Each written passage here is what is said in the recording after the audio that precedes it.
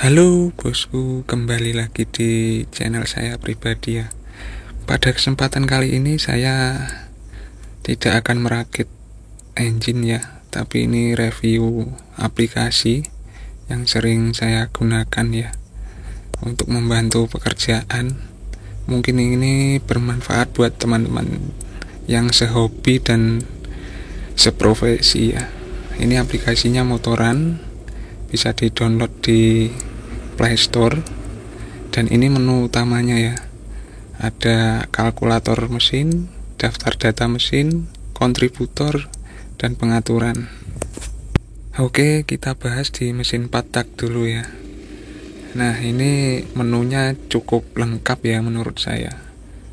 Ada kalkulator volume kapasitas mesin, noken as, porting, klep, perklep, dan masih banyak lagi ya. Oke, langsung saja. Ketika kita mau membangun mesin, biasanya saya itu akan mengkalkulasi dulu ya kapasitas mesin dan juga karakter yang akan kita bikin ya. Jadi sebelum kita eksekusi itu kita mengkalkulasinya di sini.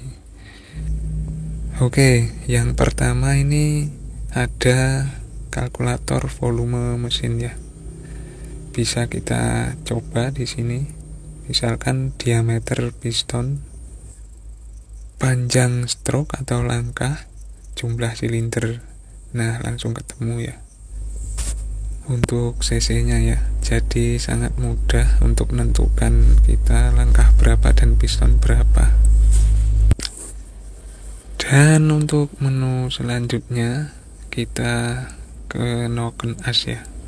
Nah, ketika setelah kita dial, lalu kita catat hasil datanya noken as, itu bisa kita masukkan langsung di sini ya.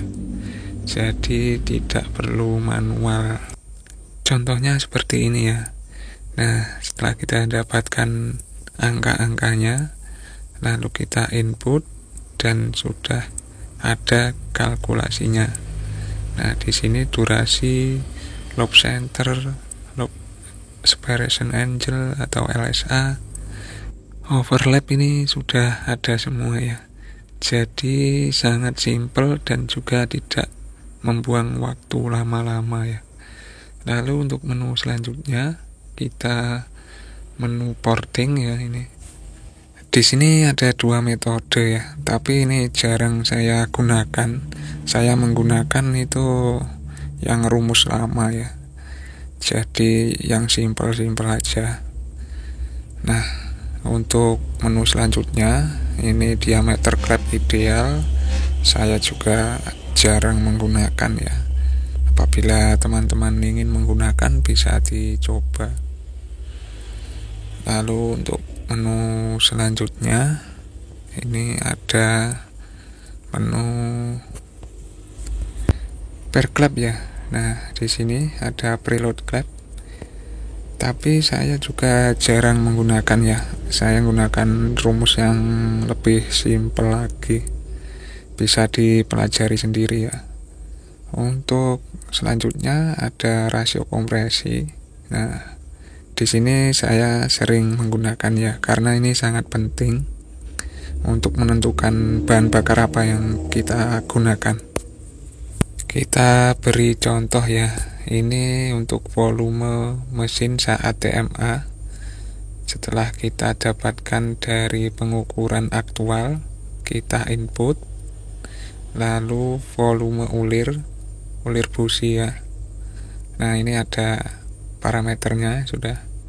Lalu volume mesin, ini volume totalnya ya.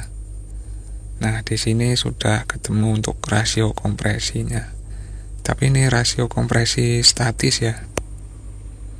Nah, yang menu selanjutnya ini ada rasio kompresi dinamis ya. Nah, di sini ada beberapa parameter yang perlu kita input untuk mendapatkan rasio kompresi dinamis ya. Yang pertama, diameter piston, lalu panjang langkah atau stroke, lalu panjang stang, dan volume mesin saat posisi atas ya, atau TMA. Lalu intake close-nya saat durasi knock as ya ini. Nah, baru kita ketemu di rasio kompresi dinamisnya.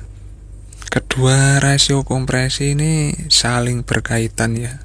Jadi makanya nanti kita bisa menentukan karakter mesin itu seperti apa di kedua rasio ini ya.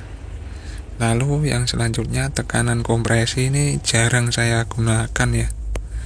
Bisa kalian pelajari sendiri ya. Untuk menu selanjutnya ini ada effective stroke ini ya. Jadi ketika kita input data di sini, untuk parameternya ada 3 ini, stroke, terus panjang stang, lalu intake close ya. Nah, dari hasil nilai effective stroke ini kita bisa simpulkan ketika nilainya tinggi, karakter mesin itu di RPM bawah ya, tenaganya lebih besar di RPM bawah. Dan ketika nilainya lebih rendah, itu karakternya di RPM atas ya. Jadi kurang lebihnya seperti itu, sedikit gambaran untuk effective stroke ini ya. Oke, untuk selanjutnya ini ya, di menu selanjutnya ini ada batas aman putaran mesin atau batas RPM. Ini untuk menentukan limiter dari engine kalian ya. Di sini ada beberapa parameter.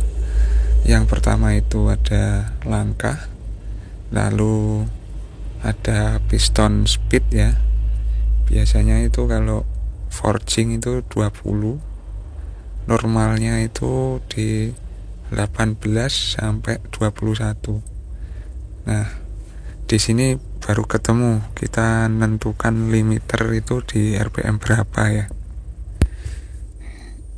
Ini sangat penting untuk menjaga engine kalian dari kehancuran ya. Hubungannya seperti ini ya. Ketika kita langkahnya terlalu tinggi, misalkan 74, otomatis limiter akan semakin turun ya. Biasanya itu di 8.000, 9.000-an itu ya. Nggak bisa sampai belasan ribu ya. Karena piston speednya semakin tinggi itu mengakibatkan kehancuran atau istilahnya jebol ya. Jadi untuk menghindari itu kita harus tahu limiternya ya. Oke, dan untuk menu selanjutnya ini ada rotor ya. Panjang pickup rotor ini ketika kita mau membuat mesin itu total loss, itu pickupnya kan biasanya kita rubah ke rotor ya, karena tidak memakai magnet lagi ya. Nah, di sini kita dipermudah ya. Jadi misalkan sini ada diameter rotor berapa, jadi panjang pickupnya hasilnya jadi berubah berapa. Jadi perubahan ini dari diameter ya. Ini sangat simpel dan membantu ya. Lalu untuk menu selanjutnya lagi ini ada rasio ya. Nah, ini juga sangat penting ya. Sangat penting buat kalian. Ini ketika mau buat race ataupun harian dan juga drag itu, ini juga salah satu kunci ya. Kunci dari kesuksesan kalian membangun engine ya. Nah, di sini kita bisa menghitung drop RPM ya, atau juga gap rasionya itu terlalu jauh atau kurang ya. Jadi di sini ada parameter yang perlu kita input ya. Yang pertama itu gigi 1, 2 sampai 6 ini primer dan sekundernya itu kita input ya. Nah, di sini saya punya data ini contoh di Tiger ya.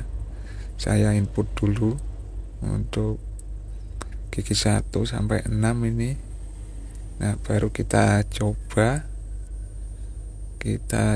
untuk limiternya di 10.000. Nah, di sini sudah muncul ya untuk drop RPM-nya itu di gigi 1 ke gigi 2 itu kelihatan semua ya.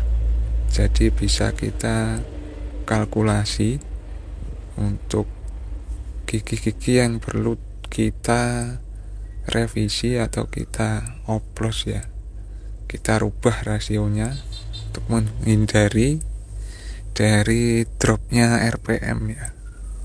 Nah, ini sebagai contoh, kita rubah di gigi 1 sekunder awalnya 28 jadi 27, dan RPM-nya akan berubah ya. Tadi di 6.600, sekarang jadi 6.900 ya. Nah, jadi tidak terlalu drop jauh ya. Lalu kita coba di gigi 5, kita rubah 27. Nah, jadi 8.400 ya. Yang awalnya tadi berapa tadi? Lalu kita rubah lagi. Ini di gigi 6, kita rubah di 26 ya. Jadi 9.700 ya. Nah, itu contoh-contoh ya. Bisa kalian riset sendiri ya, sesuai keinginan kalian. Itu sebagai contoh saja. Jadi bisa kalian pelajari sendiri ya. Perlu kita ketahui bersama bahwasanya dunia saat ini adalah dunia digital ya. Jadi sebuah aplikasi ini juga bisa membuat simple untuk kita para tuning engineer, dan juga bagi teman-teman yang masih belajar, itu sumbernya di dunia digital atau internet ini ya. Jadi terus berkembang, karena di otomotif ini teori dan juga praktek itu harus seimbang ya. Jadi mengacu pada teknologi dan juga ilmu pengetahuan yang dasarnya itu teori, lalu kita lakukan eksekusi. Jadi seperti itu ya. Mungkin sekian dulu video kali ini. Oke, thank you.